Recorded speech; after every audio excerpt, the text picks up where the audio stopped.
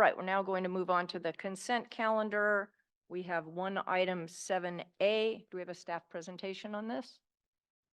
Yes, this is the consent calendar for all districts on the agenda today, and it includes one North Coast District item for public access improvements in Humboldt Lagoons State Park, located north of Trinidad in Humboldt County. There is no known opposition to this matter, and State Park is in agreement with the staff recommendation. Therefore, we recommend that the commission vote and approve this item.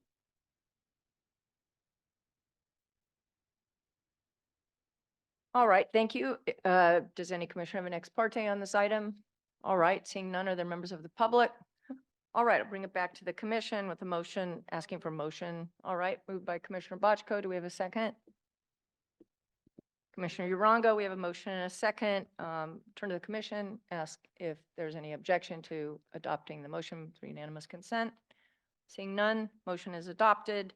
We'll move on to items that have been removed from the regular calendar and placed on consent. Ms. Gray, will you be presenting that as well? Yes. Item 8 is for the applications to be moved from regular to consent calendar for all districts on the agenda today. As mentioned during the agenda changes earlier this morning, there are 3 items that we are recommending be moved to consent. And those are item 11A, the permit application for the Tebben single-family residence in Humboldt County. Item 15A, the Pepperdine University notice of impending development for the Firestone Fieldhouse renovation. And item 17C, the permit application for the Naveed Kudayari Family Trust residential development. We have received correspondence on item 15A, which includes 4 letters of support from the public on the Pepperdine Fieldhouse renovation project. And these are posted under the correspondence tab for this item on the agenda. Also, with regard to item 17C, the Naveed Kudayari Family Trust residential project, staff has not received any correspondence and was not aware of any opposition or concerns by members of the public, although it appears that we have one speaker that has signed up to speak in opposition of this item today. The applicant is in agreement with the staff recommendation on this matter, and staff continues to recommend that this item be moved to consent. Deputy Director Steve Hudson is available to answer questions on this particular item. In regard to the other matters to be moved to the consent calendar today, those applicants are also in agreement with the staff recommendations, and staff is not aware of any opposition to those items. Thus, staff is recommending that the commission vote and approve this item, and we are available for questions. Okay, thank you very much. So my understanding is there is a speaker on this then? We actually have several speakers. It looks like we have 3 on 15A and 2 on 17C. All right, do all want to speak or some of those just here? It looks like, are those available? Did you write that? Oh, okay. Then the only 2 speakers are going to be on 17C. That's Leslie Purcell and Tony Russo. Leslie Purcell indicated that they would be participating via Zoom, but I'm not seeing them. Okay. It looks like Tony Russo is in person, according to my sheet here. Mr. Russo, are you here? All right, here he comes. Please come forward.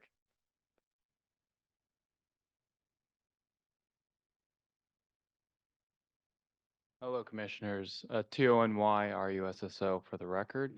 I represent the applicant for the project, and I'm just here available for questions and obviously if the Commission has any concerns. Thank you. Okay, thank you so much and thank you for coming. All right, we'll bring it, close public comment, bring it back to the commission.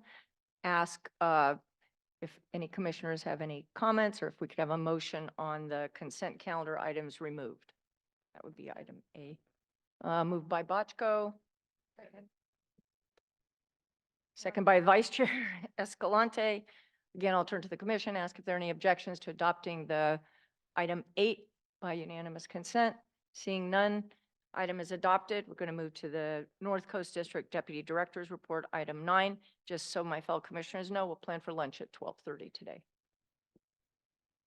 Great. This is the Deputy Director's Report for the North Coast District, which includes 1 waiver. In addition, we are reporting out an emergency permit, which authorizes Humboldt County Harbor District to take measures to stabilize a marine outfall line on the Samoa Peninsula in Humboldt County. The subject area experienced significant erosion during this year's winter season, including a storm event that led to significant exposure of the pipeline on the sandy beach, which then became subject to wave hazards.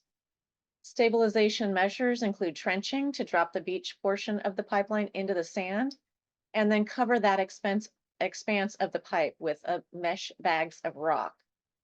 This is a temporary measure designed to minimize the development necessary to abate the hazard and ensure the pipeline does not break.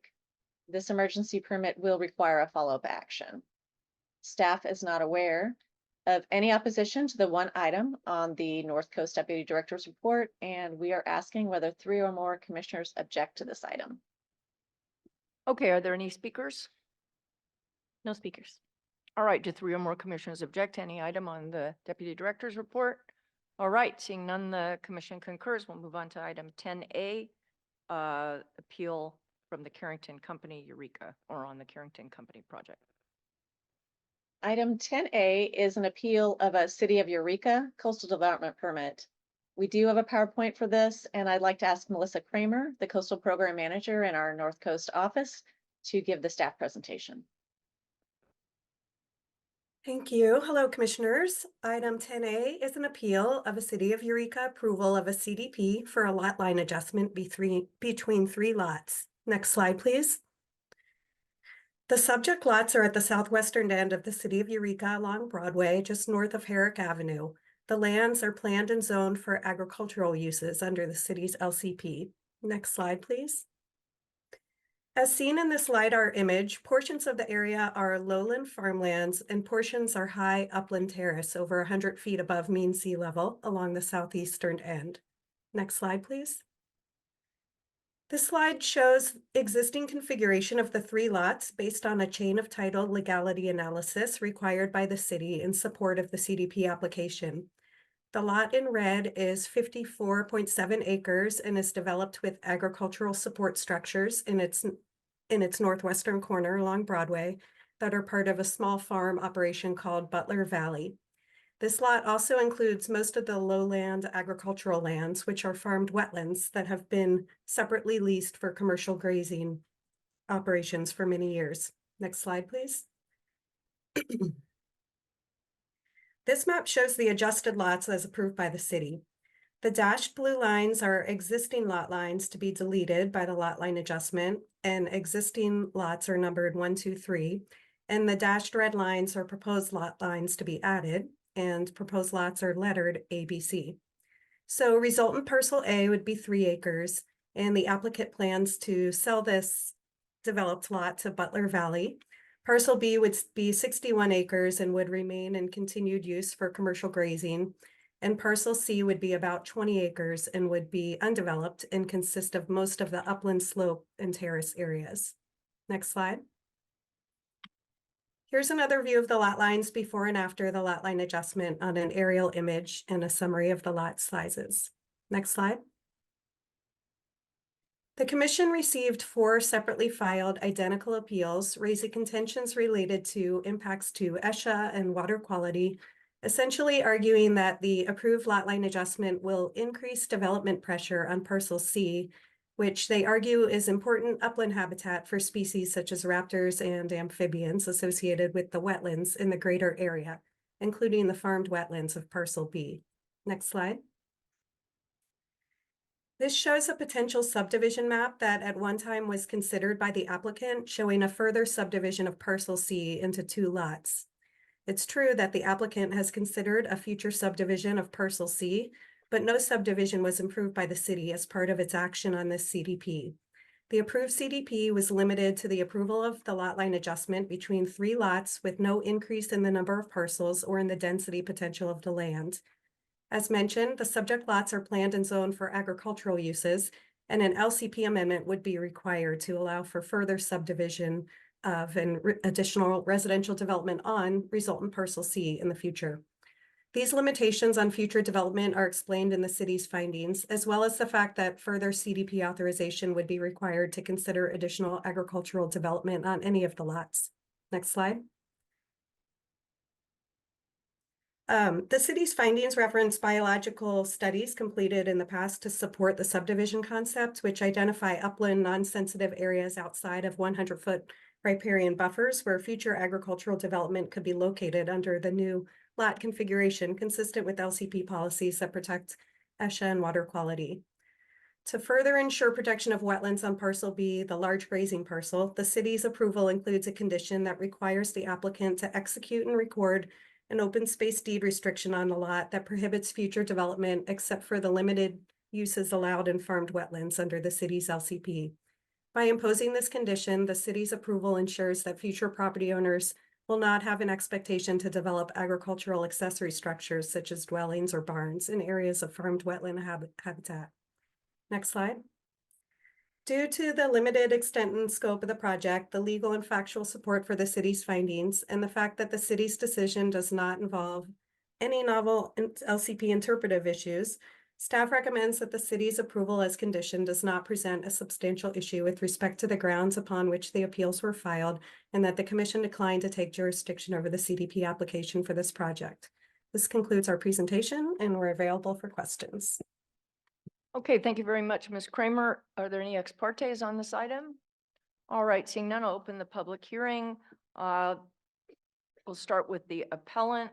Could have 3 minutes. We just have the applicant's agent, and a representative from the city available for questions. Only for questions. All right. No other public comment on this item. Correct. All right. So in that case, I'll bring it back to the commission for any comments, questions, or a motion on this. I'll make the motion if you like.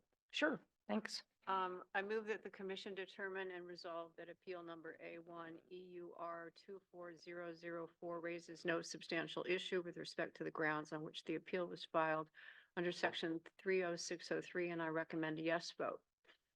All right. Moved by Bochco. Do we have a second? Second. Commissioner Cummings.